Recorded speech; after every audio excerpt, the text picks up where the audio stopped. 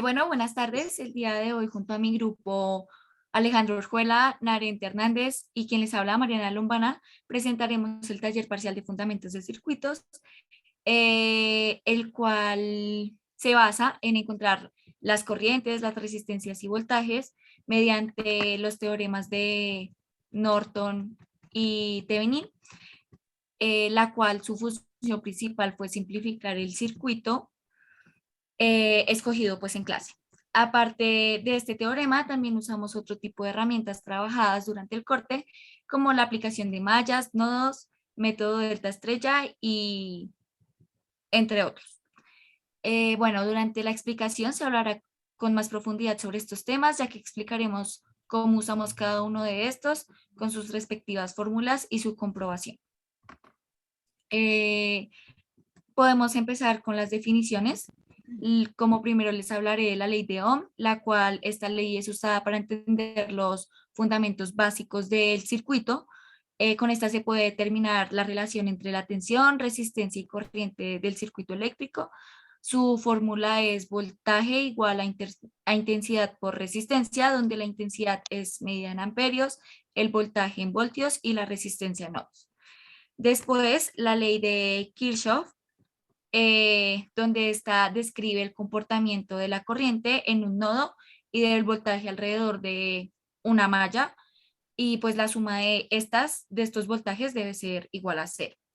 Y como último tenemos el teorema de Thevenin y Norton, donde este permite reducir el circuito a tal punto de obtener un circuito más sencillo y obteniendo como resultado final un voltaje y una resistencia conectada en serie. Ok, para continuar, el circuito que propuesto en clase fue el siguiente, donde en este decidimos resolverlo por mallas, de las cuales salieron 5 mallas.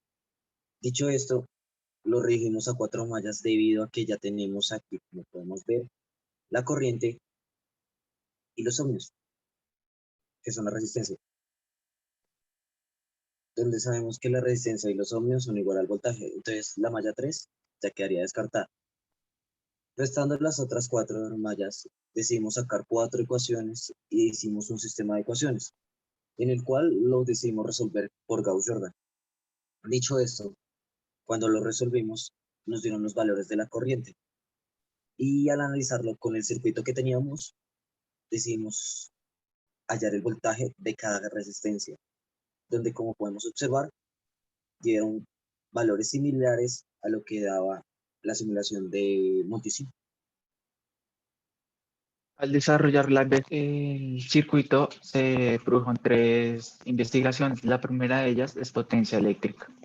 Es la proporción de corriente eléctrica que se transfiere en un circuito eléctrico por unidad de tiempo. Es decir, la cantidad de energía eléctrica se genera o se disipa durante un periodo de tiempo. La segunda investigación es la energía eléctrica.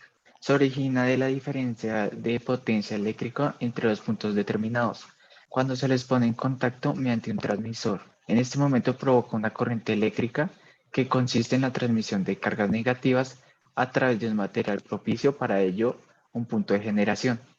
Y por último tenemos el teorema de máxima potencia, es decir, la cantidad máxima de energía que se disipa por una resistencia de carga cuando esa resistencia de carga sea igual a la resistencia de Thevenin o Norton de la red que suministra energía. Ok, para continuar, cuando decidimos hacer con nuestro circuito el teorema de Thevenin y de Norton, simplificamos el circuito como lo dijimos anteriormente, obteniendo una resistencia en serie con el voltaje y la fuente de tensión.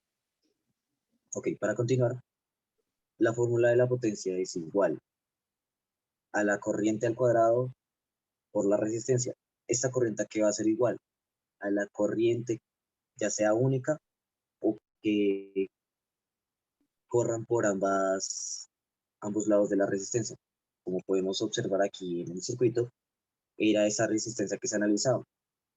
Y la malla se tomó en este sentido y la otra malla del otro sentido.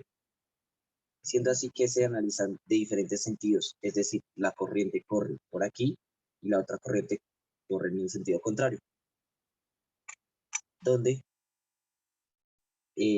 pues la corriente se resta a los resultados que obtuvimos, es decir, 5.70 amperios se le restan 1.70 amperios, donde obtuvimos como resultado el 4 y la potencia iba a ser igual a 16 vatios.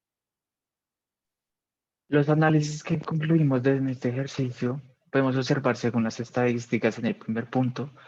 Podemos resolver como queremos, ya sea por mallas, por Norton, por Thevenin o transferencia de fuentes.